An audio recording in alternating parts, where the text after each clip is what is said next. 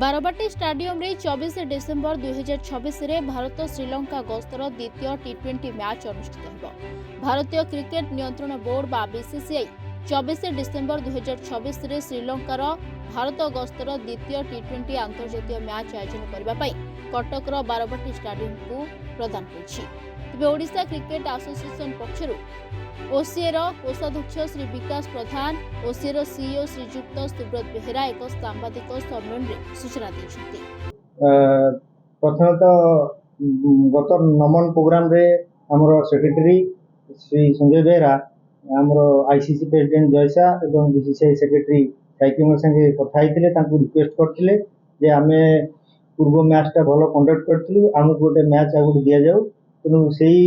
एटाकू रक्षा करी हमको आउ गोटे मैच से देइछंती सेति पय आमे बीसीसीआई को बहुत धन्यवाद देउछु ओडिशा क्रिकेट एसोसिएशन तरफ आ गत वर्ष बोधे जो पूर्व मैच टा आमे जो कंडक्ट करिथिलु सेटा सेति पय ओडिशा गवर्नमेंट माननीय मुख्यमंत्री मोहन माझी हमको बहुत सहयोग करथिले सरकार तरफ बहुत सपोर्ट मिलथिला आमे सक्सेसफुली पूर्व मैच टा करथिलु सेटा को मध्ये देखि बीसीसीआई हमको आ गोटे अवार्ड देइछि आ गोटे मैच हमको देइछि आ ए मैच टा भी आमे सुरकुरु भाबे कंडक्ट करिवु हम मेंबर माने समस्त एथिरे सक्रिय भूमिका नै कि हम मैच टा केम भलो भाबे करिवु सेति पे आमे पूरा प्रस्तुत अछि। आपण गोटे ता पूर्व थरो गोटे मैच रे छोटो लाइट लगला आमे सब प्रकार लाइट रो सब सिस्टम बढ़िया करथिलु आमे किछि प्रॉब्लम हलानी आ बढ़िया हला मैच टा आपण मन देखिथिबे रन भलो हला मैच भलो हला लोक माने भी बढ़िया एन्जॉय कले एथरो मते आउरी ताटू भलो आमे करिवु आ सेति प्रति हमर सेक्रेटरी भी सेति प्रति बहुत ही से सब जिनसटा को पिकनिक भाबे निजे सब देखंतु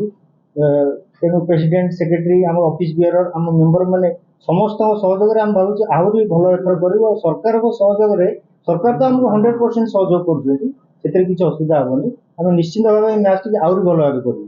बारवाटी रो सेते कोन कि मैच करे पुनरुद्धार काम स्टार्ट हो कोन मैच करे एटा डिले कोन बुझे भी ना कोन से तार जो हमरो जेमती कार्यक्रम चलिया कथा स्टेडियम रो से सिस्टम रे चालुची काम ऑटोमेटिक जेतबे होबा कथा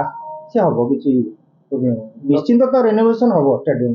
आपण माने सेक्रेटरी भी आ पूर्वरु कहिसेंती गत मैच रे किछि